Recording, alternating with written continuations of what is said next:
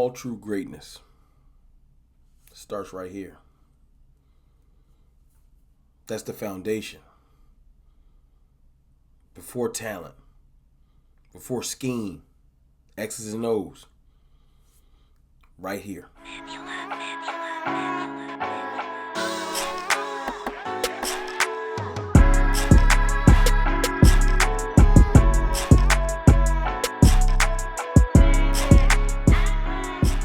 Good people, it's your boy Mr. Rome, Cowboys fan talk, right back like I never left. How y'all feeling? Not just how you feeling, but how you feeling about this team. I make videos on the Cowboys 6 to 7 days a week, sometimes more than one in a day. And I made a video earlier, and during the video I was talking about Jerron Kearse and what he brings to the team. And, it's impressive that someone that probably doesn't have the best talent has built himself into who he's built himself into. And on a grander scheme of things, I got this idea for this video from Mike Tomlin. I was listening to the Pivot podcast. Pretty sure y'all familiar, but if you're not, get familiar. It's Ryan Clark, Channing, I forgot his name, Fred Taylor. It's a pretty dope podcast, and they had Mike Tomlin on there real recently. And it's a great interview. Mike Tomlin's an amazing dude, man. Listen to it. You get a lot of knowledge about football, about life, about manhood, etc. And, Mike was just talking about, different things and what he respects most as a coach. And he was talking about talent. And you know what? I'd probably be best served letting you hear it. Nah, man, I don't allow myself to view it in that. I got respect, obviously. I got respect for what men are willing to do. I appreciate the will of man more than I appreciate talent. That is it. That short little statement is it. It's what makes me love this game. It's a game of will. Willing yourself through plays, through games, through seasons.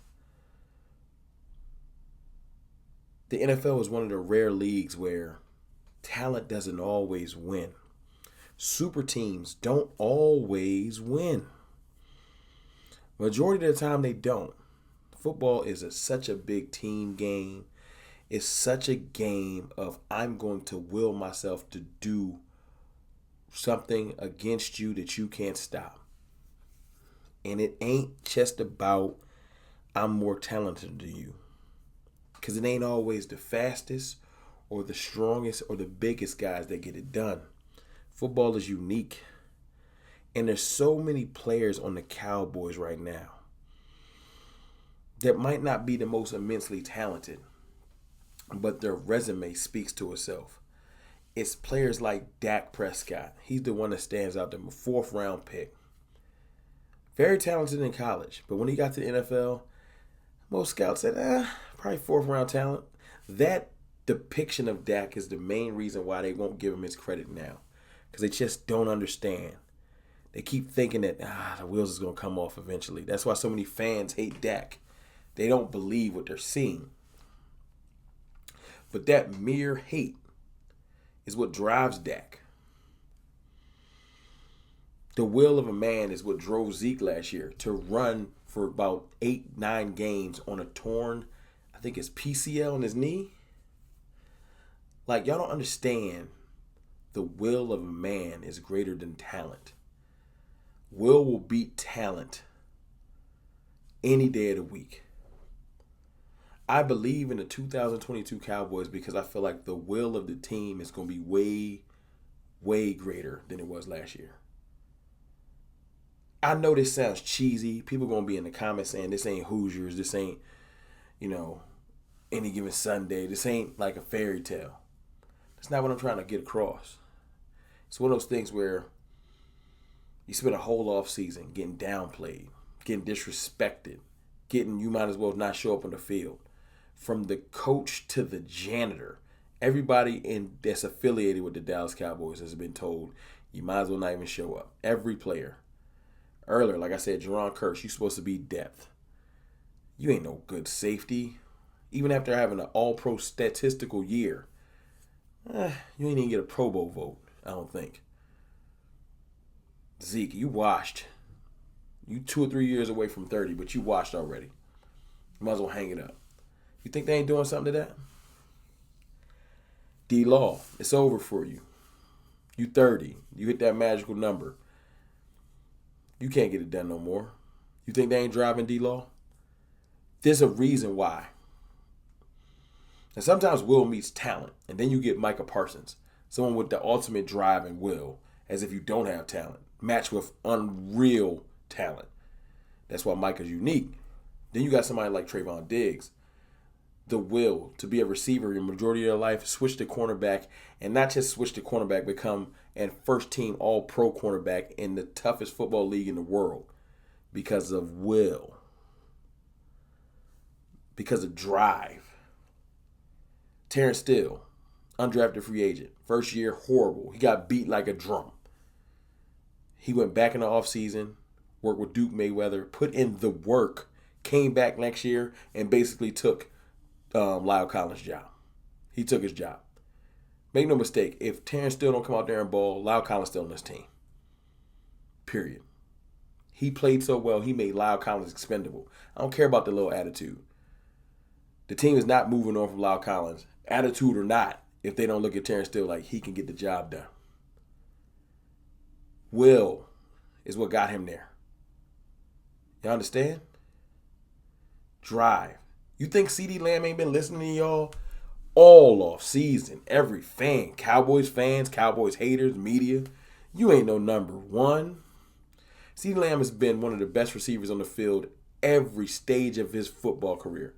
And now all of a sudden people think he can't handle one-on-one corners. You know how many bad? He about to beat cornerbacks like a drum all year. He gonna light this league up like a Christmas tree.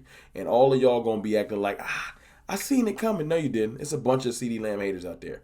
But like I said, the will, the drive, you guys are throwing gasoline on this fire. Anthony Brown is being told every day by fans in the comments, you trash. I wish Kelvin Joseph didn't mess up. They giving a spot away that he came and took last year. Anthony Brown came and took that spot. If Kelvin Joseph was going to take it, he would have took it. Way before all of these charges, he had a chance and he couldn't take it. Y'all keep throwing gas on these fires. Like I said the other week, last week, y'all throwing dirt on LVE's name. Y'all burying LVE. You think they ain't driving him? Even Dalton Schultz. And I know Dalton Schultz is having a weird offseason. Big contract, franchise tag. Half the fan base is like, we can move on without you. It's a fluke. You just a check down specialist. You know, defenders don't even guard you. You think they ain't doing something to Dalton? Drive.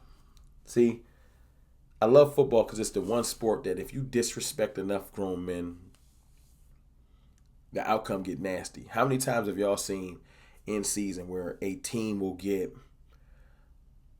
they don't got a shot this Sunday? Where do you think the term any given Sunday came from? They don't got a shot. They might as well even show up. And then when they show up, that team come out there and play lights out and beat a juggernaut. That's why it's hard to go undefeated any given Sunday. Because the difference between the worst player, as Mike Tomlin said in that interview, and a Pro Bowler is this much. Sometimes it's just circumstance. It's any given Sunday. So, as I was saying, I believe in this team because unlike most Cowboys teams where you get the pomp and circumstance, you get people building them up before. This is one of the rare years where nobody's picking us. Half the fan base, to more than half the fan base don't even believe in the team. All the players and the coaches got is themselves and diehard fans like myself. It's a lot of us in the comments. I see y'all. The cartel is strong. I know y'all rock with the boys, but it's a lot of people that don't. A lot of fans that have given up already. And that will, that drive is what's going to push this team to be greater than most Cowboys teams have been recently. Because for the first time in a long time, not because of a major injury where players is like, it's finally over. Ain't nobody really hurt. The team is healthy, young, and hungry. And they have the most experience they've ever had. Dak's going into year 7. He's had a major injury in his career. Zeke's had an injury. your football mortality starts to flash in front of your eyes. You get more focused. You get more locked in. Zeke's like, I got to lock in. Lock in. Let's go. The season is approaching. We're 11 weekends away. We're going to blink and it's going to be training camp. And it's going to be on. But the players on this team, I'm telling you, the players on this team, the will, the drive is going to be greater than last year. You ever heard of something being greater than the sum of its parts? That's what's going to explain the 2022 Cowboys. The sum of the parts don't make sense. So you got other teams that made a whole lot of offseason signings, and they're mentally telling themselves, we're just better than you on paper. But football ain't never been played on paper. It's played in between the white lines on that field. And I'm telling y'all right now, y'all can call me overhyping it. Like I say, I'm the stirrer of the Kool-Aid. I'm Optimus Prime. I'm going to be optimistic. I'm going to believe in this team until we're mathematically eliminated. But what I see out of these boys right now is a bunch of hard workers. We got a team of people that got their head down and they grinding. And I'm telling you right now, next year, when things start to turn and this team starts to roll, I want you to come back to this video that you should bookmark. Get into the comments and be like, CFT, I ain't see it, but I see it now. The will of the 2022 Cowboys is going to drive us to do greater things than most of y'all expect. It's your boy, Mr. Rum, man. Y'all let me know in the comments how you feeling about this team. Because like I tell you every day, I feel great.